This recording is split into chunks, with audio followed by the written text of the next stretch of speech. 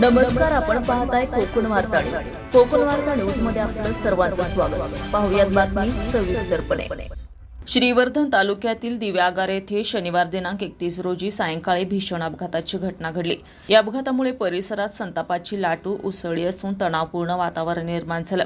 घटनेचं सविस्तर वृत्त असं की श्रीवर्धन तालुक्यातील बोर्ली पंचतन दिव्यागार मार्गावरील कर्लास येथे मोहम्मद नफीक अरजबेगी आणि त्यांची पत्नी सिमीन हे दुचाकीवरून MS6 CS 6723 या दुचाकीवर जात असताना दिव्यागार येथील माऊली हॉटेलच्या परिसरात MH12WX 2186 क्रमांकाच्या भरधाव कारने त्यांच्या चालत्या बाईकला जोरदार धडक दिली. धडक इतकी भीषण होती, चालकाने दुचाकी चालक मोहम्मद हनीफ अरजबेगी यांना कारसोबत तब्बल 1.5 ते 2 किलोमीटर अंतरापर्यंत फरफटत नेले.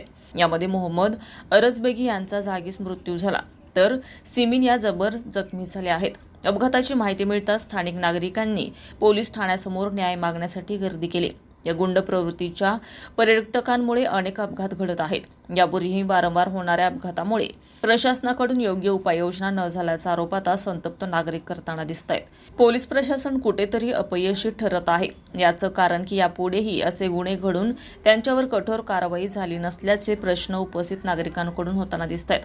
त्यामुळे पुन्हा तेच धिंगाणे या पर्यटकांचे सुरू होतात. याचा अर्थ असा की पोलीस प्रशासन कुठेतरी कायदा आणि सुव्यवस्था बाधित राखण्यास अपयशी ठरत आहे.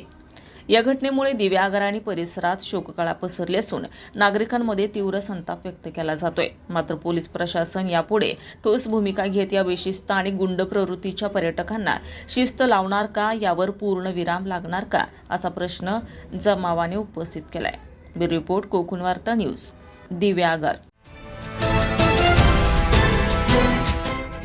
नमस्कार, आपण पाहताय कोकण वार्ता न्यूज. कोकण वार्ता न्यूज मध्ये आपलं सर्वांचं स्वागत. पाहुयात बातमी सविस्तरपणे.